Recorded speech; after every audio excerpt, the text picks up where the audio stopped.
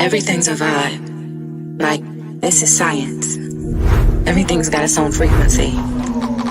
We know that energy is neither created or destroyed, it's merely transferred or transformed. When we speak in energy. I don't even think people pay attention half the time in conversation when I say, I feel you, I feel you, I feel you. You said I read your mind the other day, but baby, we are just connected deeply in another way. That telepathy connection, energy that's manifested through that melanin, electric currents traveling kinetic. What you thinking? Call my mama. But my mama calling me. Coincidence, no higher common sense. I call it ESP. We are magic while this world's unraveling. 5G cannot limit our abilities from traveling. See, I'm on another level, dirty digging. Homie, get the shovel. I'm a rebel in this motherfucker, dancing with these demons. Got them screaming. This world is planting fear inside us. Clearly, I'm just over all the brainwashing. Time to wash your brain of all the pain, of all the stress, all the lies you told yourself. Open your eyes and realize you're a diamond in the rock.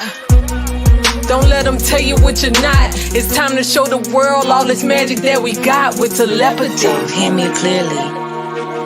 For me, language is liberation. The words that we have, they define and describe the very things that free our mind, but only when we choose with intention and pay attention to the frequency of the words that we use to construct our realities. Who do you say that you are? I am. I am. Those two words alone are the very beginning to a powerful sequence of awakening yourself to who and all that you are, have been, and will be. We talk in frequency.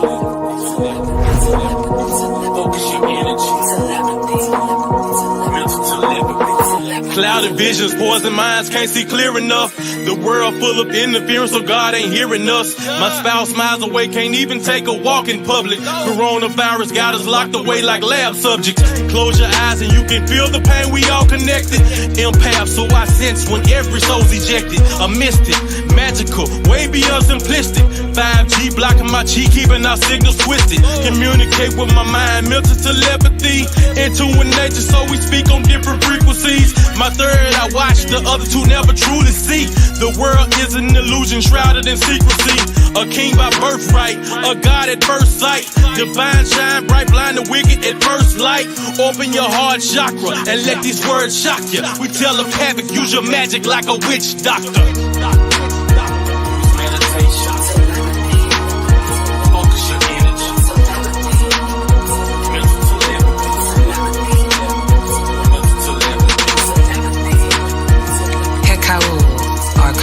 Or ancient Egyptian words of power that speaks to the soul. I command your soul to listen. Nukta chaz un mesura aritun ak em ta tema'u. Nukta chaz un mesura aritun ak em ta tema'u. Nukta chaz un mesura aritun ak em ta tema'u. The chaz un mesura aritun ak im ta tema'u.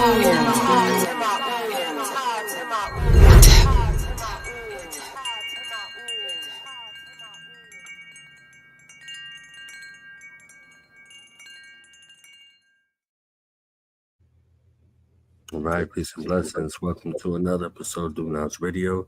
Place where knowledge is born. It's your host, Knowledge is Born. Allah, we got a special guest here by special request in honor of our warrior ancestor family, Nuhema. Her birthday is today. We have one who presents herself as an advocate and a warrior for the transformation of folks' future. So it becomes my honor and privilege at this time to introduce some and to others. A phenomenal mind. New York in the house, you understand what I'm saying? Put some respect on it. The wonderful, multi-talented, multifaceted visionary here with us today to share a tiny bit of her story. The great and wonderful Miss Charlene Damali. Welcome to the platform. How you feeling? Fantastic. Praise be. Thank you so much for that introduction and your kind words. I'm feeling great. I'm happy to be here and share a little something on today. And yeah, I'll give thanks and praises to the Most High for a great and meaningful conversation and for a good connection, and people can glean something from this. And yeah, we have a good time while we're doing it. That's what I'm talking about, okay? Uh, That's what I'm talking about. She's a gift and a blessing. So we definitely here to celebrate you today as well. So appreciate out of all of the things that you could have done in life, what was it in your story that brought you here to this point to be such a resource, to be such a champion for those who needed your advocacy in education and also in the nonprofit sector? Let's see. So where am I? That's a big question. So as of today, I'm executive director, founder and executive director at Devo Center, which is a nonprofit organization dedicated to serving women who are in the nonprofit space. My background includes entrepreneurship, technology, and helping individuals run businesses, come up with creative income streams for their businesses, and managing their money. And I wanted to use those skills and talents to help women who were excited about serving in our communities, specifically Black women and women who are serving young people is something that has been important to me for my whole life, essentially. So making sure women are prepared to have to be who they want to be and be who God has called them to be so that they can be of service to the world. And, ensuring that young people get the services that they deserve and that they need to be who God has called them to be.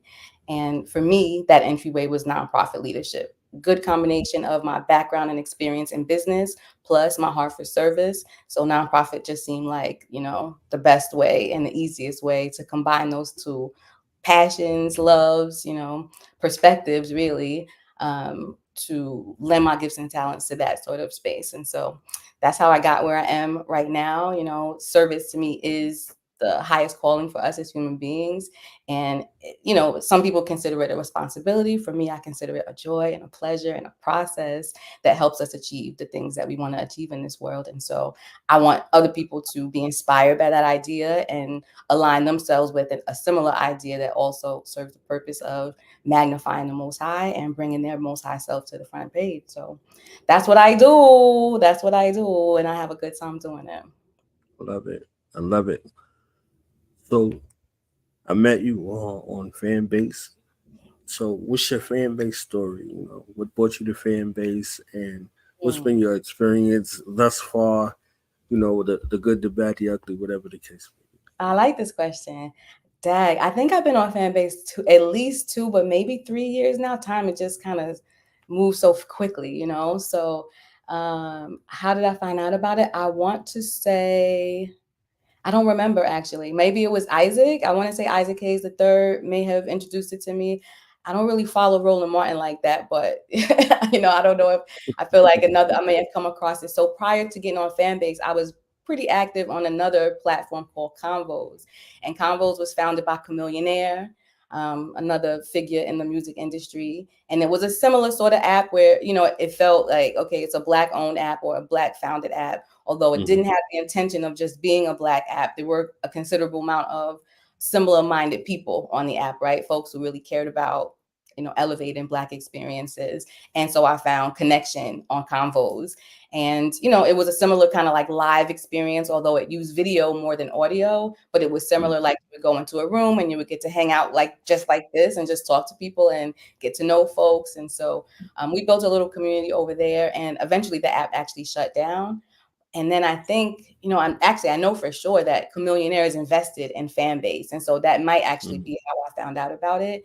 And so, when Convos shut down, I migrated over to Fanbase, and a lot of folks came from Convos and moved over to Fanbase as well. And yeah, it's been on and popping ever since. I like the idea of, I like the folks who were on the app, and I like the idea of I always like the idea of a grid. So like the grid that's similar grid to Instagram. I take a lot of time to think through what my grid's going to look like. Oddly, maybe that's odd, maybe that's not. But I like the idea of building a grid over on Fanbase too. And then the audio rooms just made it a good experience. I had played a little bit in Clubhouse, but on Fanbase, I just found a different type of community there, and I enjoy it. It feels more like a social app to me, because now I have people, who know who I am, and I go in and I know what to expect. And at the same time, I'm also curious about what else is evolving on the platform. I am an investor on the platform as well. So, I think that that's important to support things that we, find value in. And so I've definitely invested in Fanbase. And, I'm good for giving out hearts on Fanbase too, because, I'm grateful to be able to, but I also think that that's the intent of the app, is to Right. spread money around the community. And so that's been my experience with Fanbase. The highlights, at least, the things that we need to work on are things that I think most people would say we want to work on. Like the app itself just kind of needs an upgrade a little bit. When we think about its functionality as compared to some other social media apps, it would be nice if it were a little bit more, fast moving, shiny, a lot of features and bells and whistles. Yeah. And I think that's it. I mean, I think those things that's coming, certainly that requires significant funding to do. I think it's coming. I hope it's coming. I'm aware that as an investor and as someone who's seen business for a long time, that like it might not come, sometimes businesses don't do what you expect them or you want them to do. So you have to be prepared for that. Like, I can't lose too much sleep over it, but you hope and you put action behind the things that you care about. And I do, by showing up on Fanbase and spreading love, spreading hearts. And that's my Fanbase experience. I'm excited about it. I love to see it. What I love is that Isaac really had a vision to make people wealthy, right? To help people, invest money. The vision that he has is to grow the business, and so that it can be eventually, so that the stock can go up a little bit and people can start to derive some income from it. And very much like entrepreneurship, very much like my perspective in business, we got to think about economics. And so I like that perspective of it. I like that that's a big part of his vision. Sometimes people get into business and they say, oh, I don't want him to sell. I don't want him to do this. And it's like, he was upfront and clear from the beginning about his intention and what he wanted to do with the app. And, we might not love it, but it's him with his vision and him executing the vision that he has. And if you're in support of that, great. If not, that's fair. Like, go do something else, So I'm a fan. I'm a fan of anybody who's trying to, elevate us as a people and, give consideration to, what it means in a broader scope of community, because I'll echo what Isaac says. It's not meant to necessarily be a Black app, having a Black foundation, having a Black founder. I know it's a controversial topic, but that's my opinion, is that, the man should be free to build it how he wants to build it. That's right. If you build it, they will come. Right. Say. So, relationship building, relationship equity, how important has that been for you throughout your journey, personally and professionally? Oh, that's a controversial topic. I feel like what people want to hear is that, yeah, it's super important. Your network is your net worth and all that kind of stuff. And I'm not that. Like, it's never been me, to be honest. Like, things need to be a little bit more organic. I show up where I'm called to show up, and it might not be in the spaces where people think there's opportunity, and I'm okay with that. So I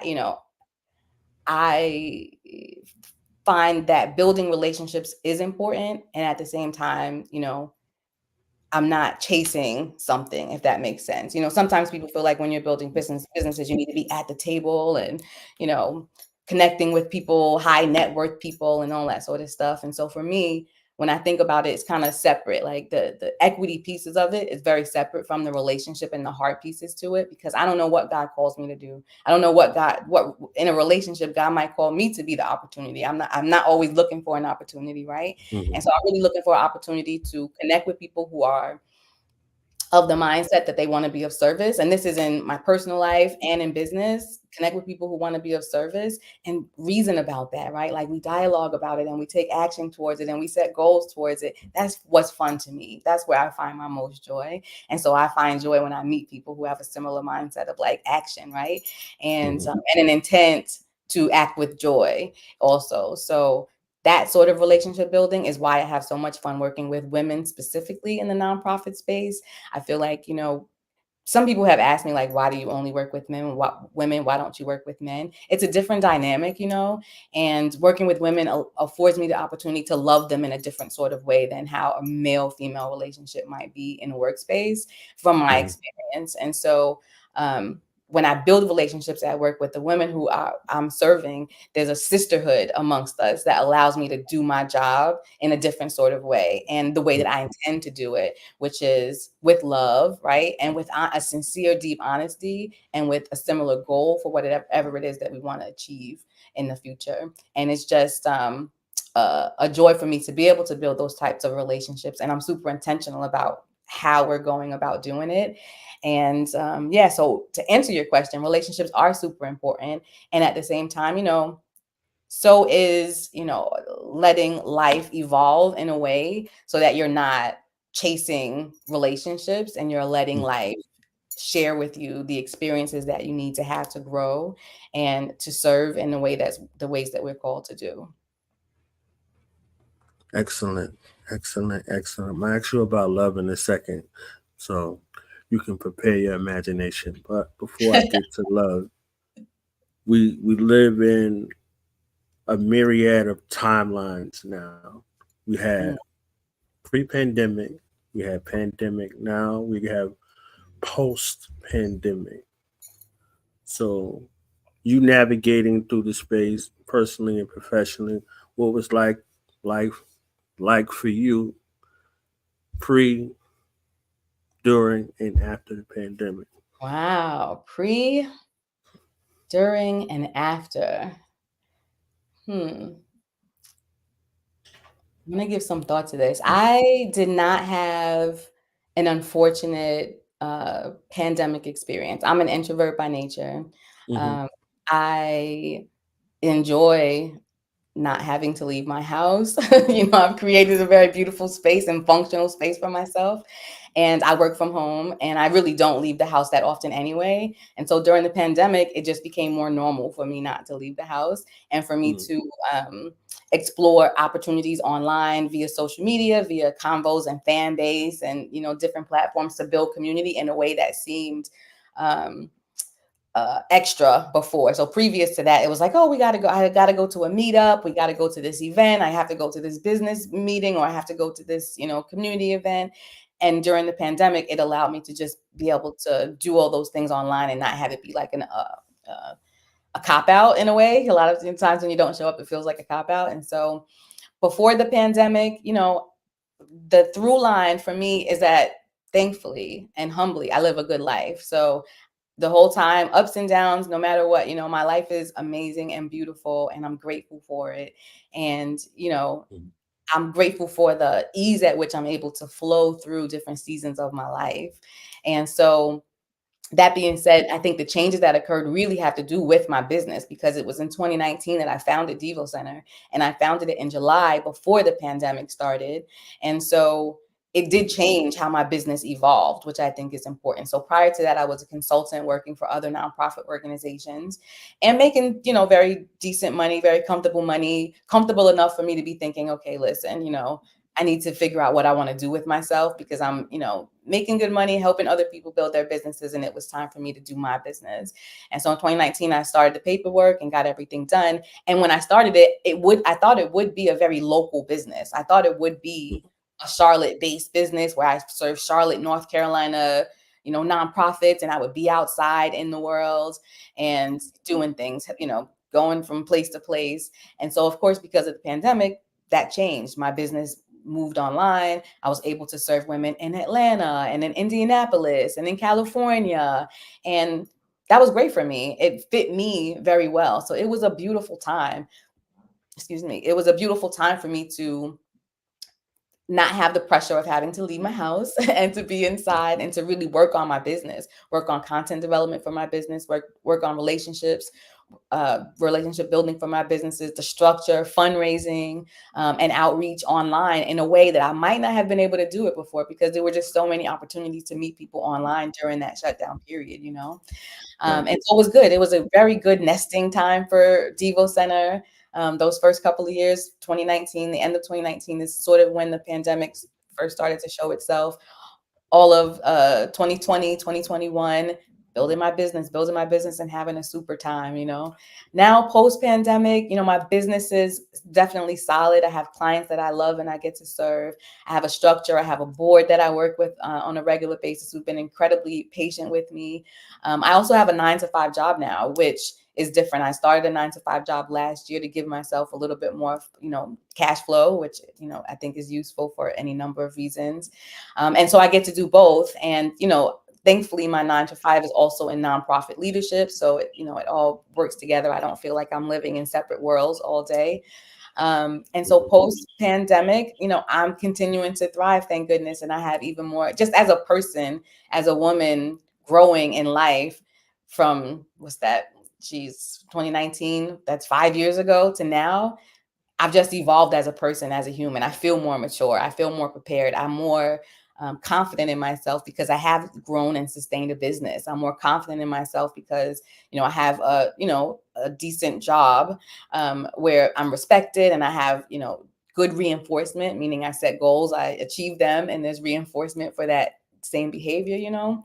And so I'm grateful, and my family life continues to be, you know, beautiful experience. And the important part about all of it has been that, you know, every day I say yes to God. Every day I say yes to a relationship with the Most High and a curiosity about what God would have me to do in any given moment, in any situation. And it just provides so much comfort and so much peace. And not that everything is perfect, but there's such a perspective on things that allows me to just flow through and continue to give in the ways that I want to, and also continue to experience life in a meaningful way that brings me joy and makes me feel satisfied about what I bring to the table every day. I love that. Love that. I love that. Yeah, definitely the pandemic was a blessing for me in a lot of different ways. There were people that I had access to during the pandemic that I wouldn't have. You know, I was on the waiting list with a lot of people as far as interviews go. And Yep. during the pandemic, they was like, "Yo, what's Yeah. good? Yo, Yeah. what's happening?" I So love it was really a beautiful opportunity to meet and connect with so many people. it. Yeah. So the question about love, do you have a functional definition, and how has love played a role in your life, in your growth, in your development? Yeah, love is everything. I mean, love is, if I had a religion, I don't necessarily claim a religion specifically, you know. If I had one, I Mhm. would say love is my religion, you know. It's the foundation of all things for me. It's not just a feeling, you know. Love is an action and an attitude and a mindset. And so if you love someone, I don't have an actual like written down definition, but my perspective is that when you love someone, it's your intention to see them be their most high self, right? It's your intention to care for someone, your intention to want to see them be great. That's how I see it. You know, I do follow Pastor A.R. Bernard out in Mhm. Brooklyn. He's from Christian Cultural Center in Brooklyn. It's a non-denominational church. And he is someone who I listen to. I take a lot of lessons from. I just love the way he teaches. And that's his kind of definition, that like love is, you know, an intent to care for someone else. It's an intent to see someone else. He wouldn't say their most high self. That's my language, but it's, for me, it's the intent to see someone be their most high self. And, you know, and to support that in the ways that you're able to. And that's how I see love. That's how I see love in my family life, in my romantic relationships, for my community. It's that heart for wanting to see it be great and work towards excellence. And I have an idea of what that means. For me, that means, you know, that you have a relationship with the Most High. That means that you are actively striving for excellence, you know, and you have an idea about what love means to you and you're working towards it. You're not sort of just experiencing life as it comes, but you have an actual like attitude of, I'm going to love this person, I'm going to love this thing, I'm going to love this. And, you know, you take that energy with you. To me, that's love. Sometimes people take love as a feeling. Oh, I love this. You love it today, you don't love it tomorrow. You have strong today, you don't have strong feelings for it tomorrow, you know. Mm. And we get to experience joy, which is how I define that feeling that sometimes people attach to love, is joy. We can experience joy, but love to me is different. Love is a dedication to something, you know, and just action. And that's my perspective on it. And it is so useful, you know. I can say it's like it's love and service, right? They kind of go hand in hand together, but it's just when people take that step to engage in love, the benefits supersede what you think it might be. You might think, oh, I'm doing this thing for this external thing, but what it does for us personally is transformative in a way that is almost hard to articulate, and it's hard for people to really wrap their minds around it unless they participate in the practice of that type of love. I can keep going. So, what do you think love is? Can you share with me what you? I promise I'm gonna answer this question one of them days. Okay, hold me to it. Not today. Okay. Not today. Okay, I'll go with it. I'm listening. I might be getting a delivery. What you did, you did touch on a fundamental functional definition. It's in the action. I say love is in the saying and the doing. So in the saying, declarative, and in the doing, declarative. So declarative, intentional with action. So it's reinforced by what you say and what you do. Okay, so the saying and the doing. So oftentimes it's kind of skewed. You know, you might say it and you might not follow that up with action. Right? Or you might do something and you be like, I don't have to say it. You ate, didn't you? You know, that kind of situation. So depending on your vantage point or orientation in regards to, you know, love, it gets skewed a little bit. But it can. To put it simply, love is in the saying and the doing. That's facts. So, yeah, that's the short version. Right. It's a good one. Short is usually best. Don't overcomplicate it. Keep it simple. Right. So I wanted to ask you about travel. So travel, shaping your worldview, and with the work that you do, being able to have access to people around America, women around America, has travel assisted you in any kind of way? And if you could share one or two of your best travel experiences and one of your worst, if you could.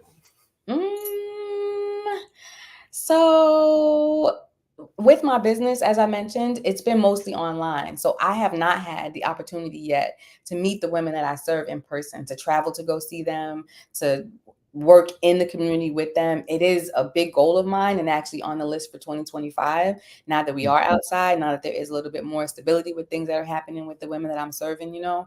So except for one, I haven't actually met any of them in person. And I say except for one because one of my clients, I've been working with her for about, she's 16 or 17 years. And so I know her very well and we've had many moments together. But to answer your question in regards to travel, I haven't traveled in service of serving women. However, I have traveled personally a little bit, not a ton, you know, but the travel that I've done has all been recreational travel, family travel, you know. And how has it shaped me? I mean, I love seeing parts of the world, you know. I don't know if I definitely don't have a worst travel experience because, you know, all my travel experiences are good. Like I don't have any horror stories. Everything's been beautiful. No drama. You know, that's not how I roll, you know, but I've seen a lot of beautiful things. You know, I traveled to Jamaica. That was beautiful. I've been as far as like Abu Dhabi and Dubai, also beautiful.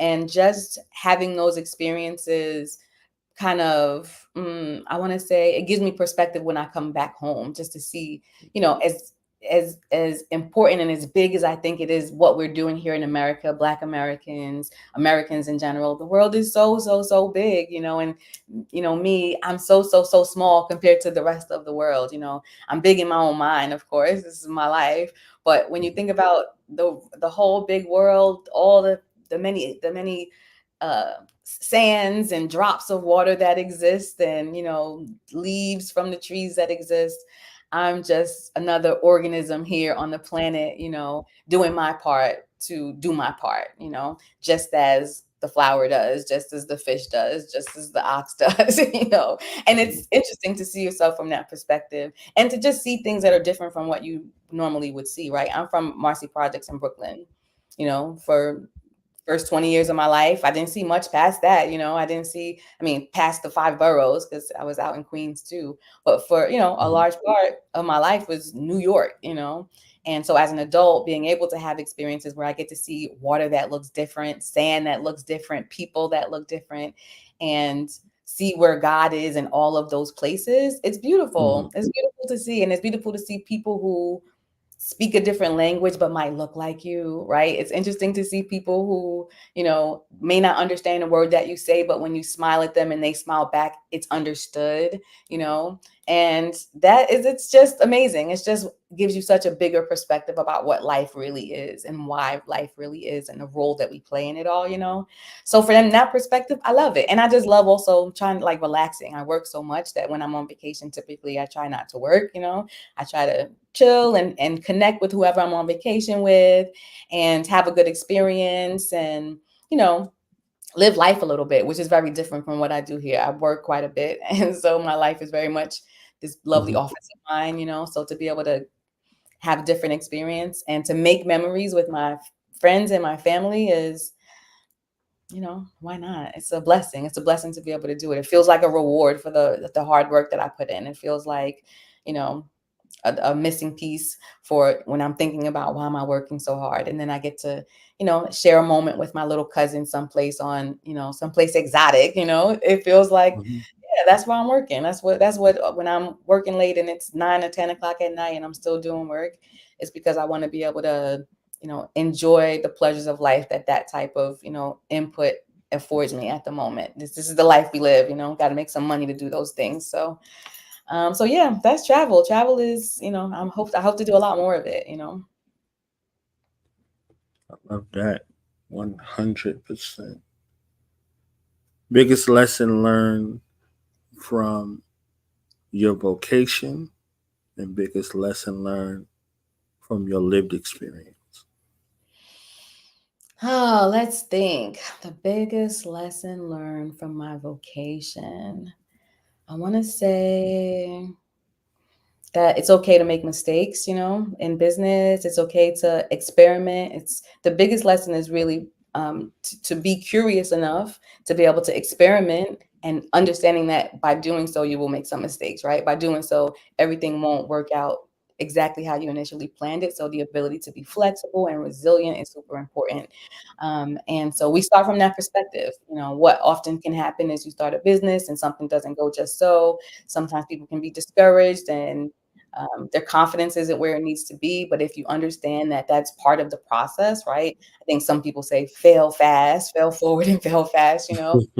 Understand that making mistakes and and what people might call mistakes. I call it learning, right? Some people call it mistakes. And I think that, as an entrepreneur in business, you have to be able to stick and move, you got to be able to adjust. Things are not always going to work out the way you expect them to be, but how you perceive it is going to inform what you do about it, and that'll help you understand how to recover, if that makes sense, if something isn't exactly the way that you expect it to be.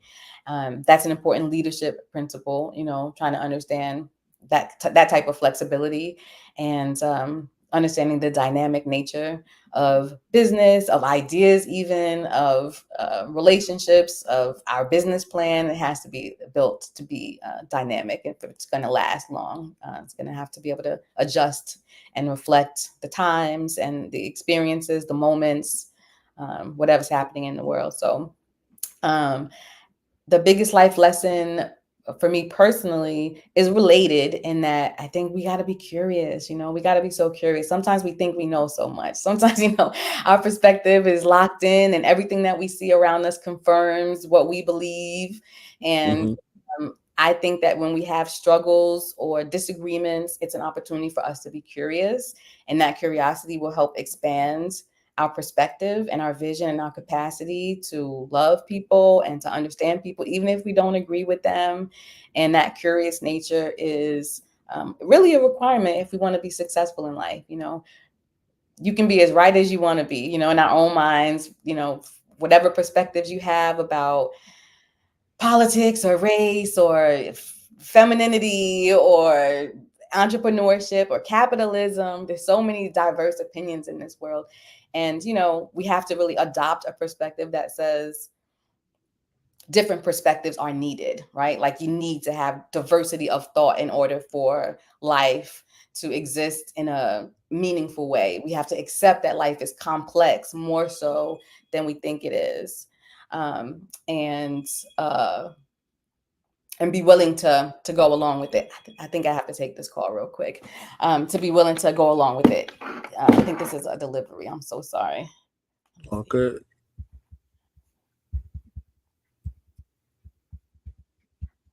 Someone tried to call you from TaskRabbit. Yeah. Please use the TaskRabbit. Okay. Sorry about that. We can keep going. No worries. You were talking about life lesson. Yeah. So I was just saying that the biggest life lesson for me personally is about being curious. It's like the thing that I always go to if something difficult is happening in my life, if I'm challenged by something, I consider it an opportunity for me to be curious about myself, about my perspective, about other people, about God's will for me in that space and time, because that it's an impetus. It's just the push that I need to be like, okay, it's time for a little adjustment. And that adjustment leads me to being curious about why, why. And that gives me peace. That gives me perspective. That gives me an opportunity to grow and to be more connected to the rest of the world, And I think that's important. That's an important lesson. So in business, we got to be flexible, and in life, curious. And I say both for both too. And work, we should also be curious. And in life, we definitely have to be flexible and resilient. So that's anytime I think about like life lessons and things that we really need to thrive in the world, you're thinking. It's always about how you perceive and process information, how you see yourself, and how you see yourself in relationship to the rest of the world is the most meaningful entryway to change, to becoming who it is we need to become, is understanding our mindset that, you could get a couple dollars. You could meet some wealthy, rich people. You could get, the keys to the castle in terms of a great business plan. But what you really need is proper mindset, because without that, all that's going to slip through your hands. And, that proper mindset for me, of course, involves a relationship with the Most High, because that's going to regulate everything. And then everything else from that, it's a beautiful experience. That's what it is. Defining moment in your business and a defining moment in your life. They haven't happened yet. What you mean? They haven't happened yet. My business is still a baby, so I don't know if I have a defining moment, but I will say I recruited board members last year? I think they've been with me a year now. Actually, I should check that. My board members, bringing on board members who were outside of my immediate circle. So when you have a nonprofit organization, you have to have board members. When you're starting out, typically they're your friends, right? They're people who know you, people who believe in you, people who are just trusting that you're going to do a good job, because there's no previous experience to lean on. There's nothing to say, oh, she's done. Who knows what she'll do, So that's how it was when I started mine. My best friend was on my board. Someone I went to real estate school was on my board. And a client that I've had for a long time was also on my board. And that's all I needed. You need, at least 3 members of your board. And so for the first 2 or 3 years, I'm not that great with time, but first 2 or 3 years, it was just us. It was just them.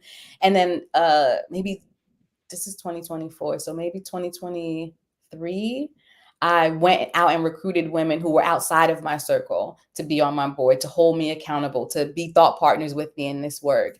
And I think that's a defining moment, at least in the short time frame that we've been around so far, because I was able to share my story and give a compelling reason for why they should lend their skills and talents, their name to my organization, And I interviewed a few women and, selected the ones that I thought would be a good fit for the board. And they've been a great addition to the organization. And I'm grateful that, not knowing me previous to, that they continue to support the work that we're doing. They continue to be invested in this work. They continue to share our story and, really work with me to think through what the next phases of Devo Center should and can be.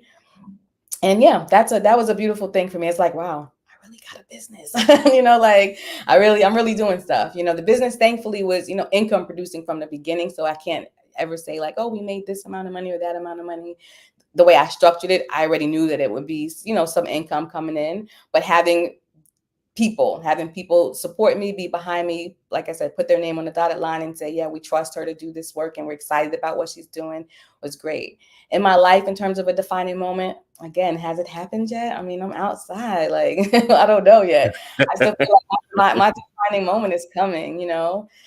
There've been many moments in my life that, you know, I don't know, that are impactful, I guess. And at the same time, not really. At the same time, my life has been pretty regular and I've had the consistent stream of like God being ever present in my life, you know. And I could definitely name tragedies and tragic moments and, you know, things that have happened in my life that caused me to pause. And, you know, I consider those moments like, you know, like I said earlier, an opportunity for me to dig deeper and be curious about the nature of things, right? So just use an example of like losing a family member, you know, you can sit in grief. I have a different perspective maybe than some people about grief. You can sit in grief about it. And you have to grieve. Of course, you're going to mourn the loss of something that was, or an idea that you had about what could be, oftentimes in those types of situations. And at the same time, if you miss out on the gratitude for the time that you did have to build a relationship with the person who now you want to grieve for, it's a disservice, I think, you know, because you don't want to miss out on a gift of what God has provided you with, was time with this person who means something to you. And so I tend to lean into gratitude a little bit more. So any of those moments, and I've had a few of them, a few what I consider tragic moments of people being gone too soon. And all of them have caused me to dig deep into who I am as a person and to get closer to God and to have that curiosity about life and to feel even closer to, you know, the web that is our lives, you know, as part of a community of people who love and, you know, deal with grief and deal with loss and love continuously despite all those things, you know. And, you know, as much as it's unfortunate that we lose people, what we think is sooner than we should, it's also, as everything else, is an opportunity for us to gain perspective about what it means. And if there's a resolution, for example, if someone dies tragically because gun violence or something else, I think we should be compelled to think how that might be avoided for the next generation of people, right? Like we should be thinking about, you know, and what role does love have to play in that, and where was love absent in certain spaces, and so many, you know, so there's so many deep thoughts that can come from that line of questioning life and questioning our circumstances. And so I don't know if I have a defining moment. I have lots of, you know, up moments, meaning, you know, wow, look at my life, this is great, and lots of moments where it's like, that sucked, you know, like that's an awful thing to have happen. And it's just life at the end of the day, you know, not to minimize any of it, but to just say that, like, because my relationship with God is so constant, that it's never that high and it's never that low. Even when it seems like, oh my God, this is the best thing ever, it's also like, if you're present, it's also like, you know, there's a little something to it that's not quite exactly what it could be or should be, because of the circumstances of being an American, because of the circumstances of being a Black woman, because of the circumstances of whatever, you know. So yeah, I'm hard pressed to pick a defining moment. I would like to say that one day I'll have a defining moment, you know, but I can't really pick out one just yet. And maybe I'll never have one. Maybe it's just lots of little moments that make up the kid. It is. Amazing answer. Amazing answers. This has been amazing. So you alluded to some sort of work-life balance. So dealing with everything that you deal with, what priority is self-care for you?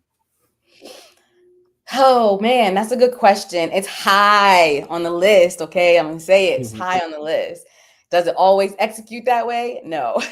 You know, so self-care is a high value. So my praise and worship of the Most High God and all of nature and divine order is number one. Taking care of this gift that I've been given of a body, of a mind, is number two. Like, you know, so it's like, it has to be that way. You know, it has to be that way. And I'm grateful that it's that way. And I take pride in it being that way. There are always moments, So that's always my priority. God, myself, my community, of course, including my family. It's always my priority. Now, of course, I'm an entrepreneur. I have, as I mentioned, a 9-to-5 job. There are days and moments where I feel like, man, I didn't prioritize myself today. Man, I didn't do what I intended to do for myself this week, and that's just, something to work. That's something that I'm continuously working on. That being said, I think I do a pretty good job. I try to get rest. I try to get water. I try to, get sun when I can. I try to get massages on a fairly regular basis. So I do those things. I spend intentional time with my family and my friends. So, I think I do okay. I always want to do better. I would like to work less, the older I get, the more I feel like, okay, my days of working 12-hour days are over. My days of working 10 hours a day, even 8 hours, I'm not going to hold you. Like, I'm trying to get to that 4-hour work day and call it a wrap so I can go do yoga or something, So that's where my line of sight is set on less quote unquote work, less time sitting in front of my computer, more time out in the world, taking care of myself, taking care of my family, and living a fun life, But I think I do a good job. And I do encourage women to do that, to understand the importance of it, to place a high value on self-care, and defining what that means. Because sometimes some people don't even have an idea of like what that means. Like sometimes people say, oh yeah, I journal every morning. I mean, I have an opinion. I don't think that's self-care, but it could be part of self-care, but it's also, that's work. Sometimes we do things because it's a practice, because we are trying to achieve something, a mindset, reinforce some ideas or behaviors. And so we might journal because of that, because we want to understand ourselves better. I don't necessarily call journaling self-care. To me, that's work. Self-care is like not doing nothing. It's like laying in the sun and, getting vitamin D on purpose. And, that sort of thing is self-care to me. But yeah, so the idea is we should really define what that means for us. What do you really love? What do you really want? What do you really enjoy? I have a mentor who will talk about like, sex and chocolate and, that sort of thing. Like, what do you really love in life? If you're a grown up, do you love wine? If that's your thing. People have different things that they say makes their life, worth it. And that to them is considered self-care. So for me, as I mentioned earlier, that might be traveling with my friends and my family, and making sure that I'm making time for it. So I always say that I schedule the things that are important to me, right? So I have to schedule it. Once my massage is on the books, I'm going to the massage. Once I say Sunday, I'm spending time with my mom, I'm going here or there. Yesterday, I spent time with my family. It's on the books, And so to me, that is part of self-care. And as I said, I could do better. I'm working towards doing better. I want more self-care time, not less, but I'm doing what I can. I love it. You have a final word before we wrap? Oh, we wrapping up. I want to know more about you. This is not the platform to ask you questions. Maybe this isn't the space, because I want to know how you take care of yourself, what you consider self-care. That's my final question. That's a final question. Yeah, it's the wrap up for today. I travel. I have to go. I don't know how to sit still. So I find peace on a journey. I find peace on the journey. And that was a hard lesson I had to learn after being in the military and all of the hustle and bustle, all of those things. Mm-hmm. The last thing I wanted to do was go somewhere, but I had to reframe my mind around travel. I was in airplanes that people were shooting at.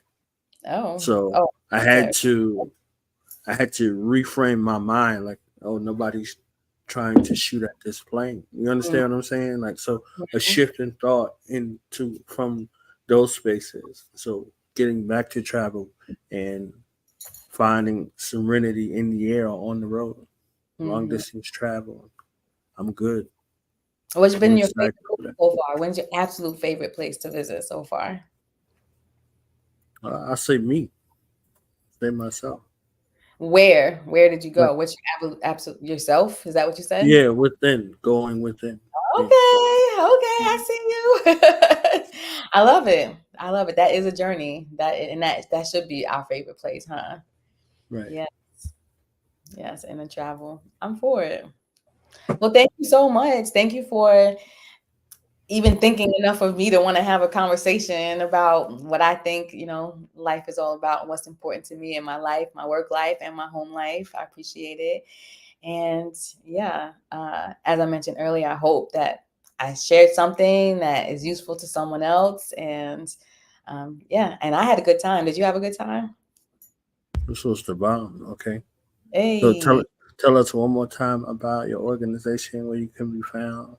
Yeah. And all of that. If somebody hears this and they want to connect with you. Yeah, Devo Center for Service Learning. It is an organization based out of Charlotte, North Carolina. We are online at devocenter, DEVOCENTER.org. And yeah, we're all about supporting women who are in the nonprofit space. We're all about helping women reach their full potential in work and personally to make our world a better place, specifically for young people in the education space. And if you want to connect with me, you can do so. Devo Center everywhere. DEVOCENTER everywhere. Facebook, Instagram, fan base. Okay, come check us out. And yeah, just connect. The best thing is to connect with me on social media. It's the end of the year for nonprofit organizations, so we have a lot of things going on. But I do host free meetups on a regular basis. And check out the blog. If you click on the blog, you'll get to see some latest opportunities and stories and learn about what we have going on. But we do have the next free meetup is in January. So that's actually a good thing for people to do. If you are a woman in the nonprofit space, or if you're curious about nonprofit work, come hang out with us in January. Click the link and, let's chop it up.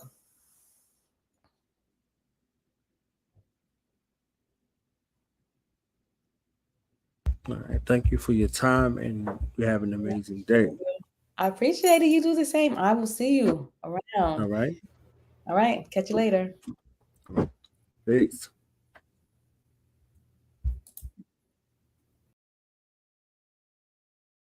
Martial Law Productions. This on some New York type vibe, you know what I'm saying? Yeah. Yeah, they call me that long leg, tall 6-footer. Yeah, I'm Slim Goody, and I'm the goodest. Better than half these mumble rappers babbling about their gangster and pussy that they done captured. Disrespectful. Make me wanna smack you with a maxi pad full of a woman's blood, and maybe you regret you called her anything that was less than a god, cause she's a god, and tie you up and get my dome moms to beat you. Let me get back to the rap. I'm the hand in the clap. I'm all that like Pow Daffy Duck. You ducking down, I'm coming up. And they be like, damn, who the fuck is she? I am who I am, who the fuck I be? I rep the 212 to the 504 to the 404 to the 713. Really? Man, fuck it, I'm a earthling. Some call me a wish the way my potions be working. Give a fuck about your Birkin bag. Give me some dirt with land and apple trees so I could grow my own food. Really? That's the shit I'm on. I'm mastering metaphysics with the dick I'm on. Yeah. Some of y'all regret it, some of y'all regret it. Big yo, no baby. one can calm on this mic. For real. When desire meets Fuck a destiny, hook. that's success.